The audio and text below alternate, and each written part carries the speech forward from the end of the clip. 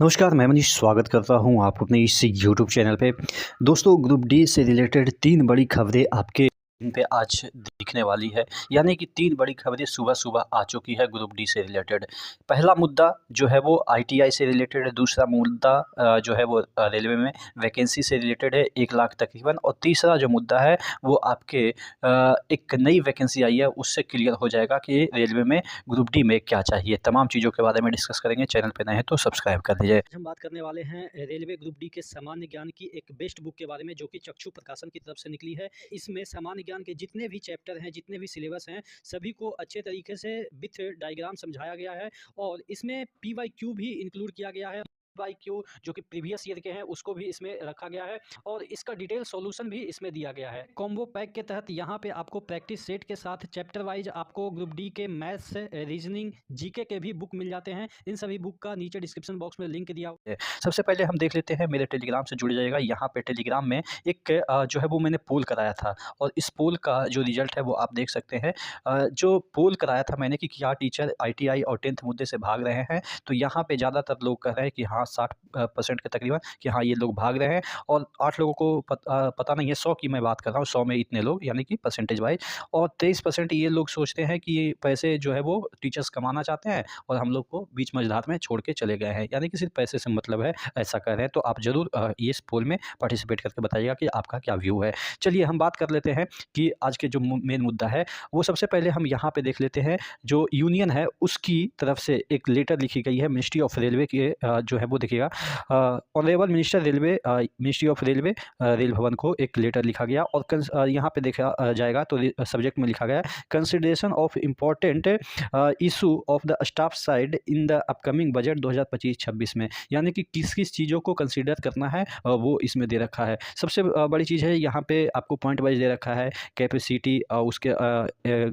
एगुमेंटेशन जो है वो आपसे रिलेटेड नहीं है। जब आप रेलवे जॉइन कीजिएगा तब आपसे रिलेटेड होगा। फिर increase in per capita contribution. ये चलिए जो मेन मुद्दा है उस पे हम डिस्कस करेंगे, चूँकि काफ़ी लंबी डिमांड है। फिर मेडिकल फैसिलिटी इन रेलवे से रिलेटेड है। उसके बाद बेसिक एनिमिटी यानी कि जम्मू कश्मीर में कुछ सुविधाएँ से रिलेटेड है।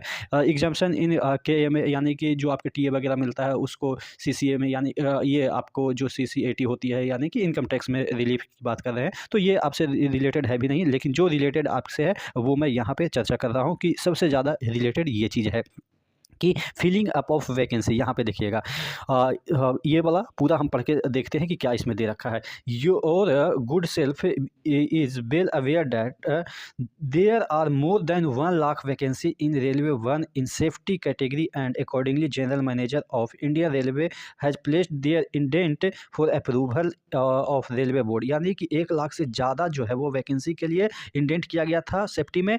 It is quite unfortunate that railway board has drastically reduce the number of 32,000। यानी कि एकदम से अचानक ड्रास्टिकली रिड्यूस कर दिया है वो वैकेंसी को 32,000 पे। 1,000 से ज़्यादा इंडेंट किया गया था, लेकिन वो 32,000 पे वैकेंसी आ गई, विच इज़ टोटली इनसफिशिएंट, जो कि काफ़ी कम है।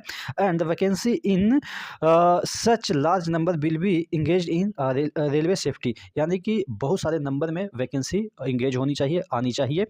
उसके बाद यहाँ पे दे रखा है कि आईटीआई और act apprenticeship qualification required for technical grade in level technical cadre in level 1 has also been removed, which will harm the quality of work as well as railway safety. यानी कि आईटीआई और apprenticeship को भी हटा दिया गया है, जो कि रेलवे में सेफ्टी कैटेगरी में जो क्वालिटी होती है उसको कम करेगी। यानी कि उसके जो क्वालिटी के है काम के उसको कम करेगी, ऐसा कहा जा रहा है कि अगर आपने आईटीआई और अप्रेंटिसशिप हटा दिया है तो।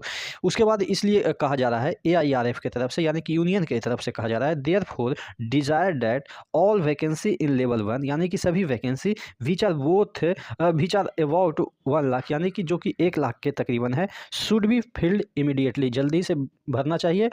And ITI act apprenticeship qualification we resorted for technical cadre, यानी कि जो आईटीआई क्वालिफिकेशन है या एक्ट अप्रेंटिसशिप क्वालिफिकेशन है उसको पुनः बहाल करना चाहिए आपके टेक्निकल जितने भी कैडर हैं उनमें।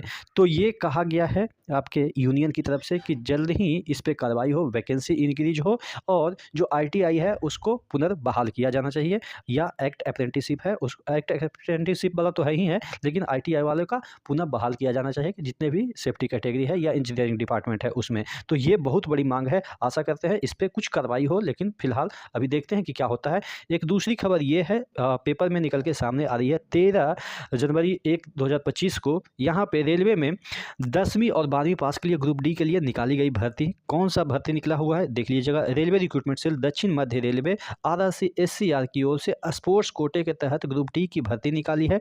स्पोर्ट्स कोटा के तहत उम्मीदवार ऑफिशियल वेबसाइट जो है वो इस पे जाके आवेदन कर सकते हैं।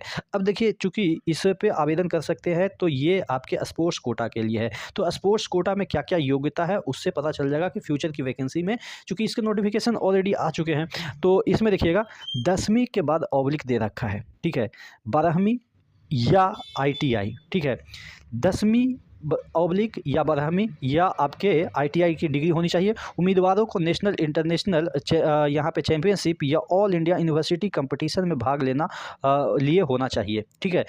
इसका भी लेवल होता है कि कहाँ तक आपने पार्टिसिपेट किया है, डिस्ट्रिक्ट किया है, स्टेट किया है, तो उसके अकॉर्डिंग आपकी वैकेंसी निकलती है।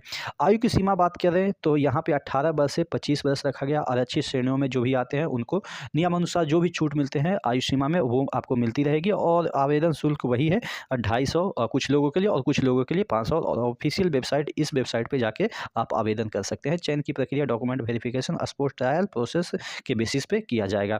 तो सबसे बड़ी चीज़ ये है कि जो भी खबरें निकल के सामने आ रही है उसमें ये क्लियर नहीं है कि आपका आईटीआई को पुनः रिस्टोर किया जाएगा कि नहीं किया जाएगा। सेकंड खबरें आ रही है कि अभी तक फिलहाल आज तक जो है वो कोई ऐसा अपडेट नहीं है कि 10th को जो है वो ख़त्म कर दिया गया है, आईटीआई ही रहेगा। लेकिन हाँ, बच्चे प्रयासरत हैं, कोई दिल्ली जा रहे हैं, कोई आंदोलन करने की बात कर रहे हैं, लेकिन फ़िलहाल अभी तक 10 से 12 दिन हो चुके हैं, कुछ भी ऐसा नहीं हुआ है। हो सकता है कि मामला कोर्ट तक जाए और कोर्ट तक जाने में समय भी लगता है, लेकिन फ़िलहाल तो अभी ऑन शेड्यूल ही वैकेंसी है, आएगी ही और तेज़ से भरा जाना चालू हो जाएगा। इसी दरमियान अगर कोर्ट का कोई ऐसा स्टेटमेंट आ जाता है, कोर्ट में रिट फाइल किया जाता है और स्टेटमेंट आ जाता है कि नहीं इसमें हम सुनवाई कर रहे हैं, तो फॉर्म तो भरते चले जाएंगे, उसमें कोई दिक्कत नहीं है, लेकिन बाद में वो जो चीज़ें हैं उसमें मॉडिफिकेशन हो सकता है। ऐसा नहीं है कि कोर्ट में मामला गया और वैकेंसी ही रुक गई, ऐसा नहीं होता है। वैकेंसी तो नहीं रुकेगी फिलहाल, और नहीं रुकना भी नहीं चाहिए, लेकिन हाँ, जब इधर एक तरह से कोर्ट की प्रक्रिया चालू रहेगी और उधर फॉर्म भरे जाने चालू हो जाएंगे, और जैसे ही कोर्ट का निर्णय आएगा हो सकता है उससे इम्पैक्ट पड़े और कुछ बाद में भी चेंजेस देखने को मिले, कुछ लोगों को और भरने का मौका मिले। जैसा कि अभी आपने देखा होगा कि एएलपी वगैरह या बहुत सारी चीज़ों में आपने देखा होगा 2 महीने के बाद फिर से पोर्टल ओपन किया गया, फिर से जो है वो फॉर्म अप्लाई करने के लिए मौका दिया गया। तो कुछ भी चेंजेस हो सकता है बाद में, ऐसा नहीं है कि आप बच्चे कोर्ट चले जाते हैं तो वैकेंसी ही लटक जाएगी, ऐसा तो नहीं होगा। मेरे अकॉर्डिंग तो नहीं होगा। आप क्या सोचते हैं नीचे कमेंट बॉक्स में कमेंट करके जरूर बताइएगा। नेक्स्ट वीडियो मिलते हैं, तब तक के लिए जय हिंद।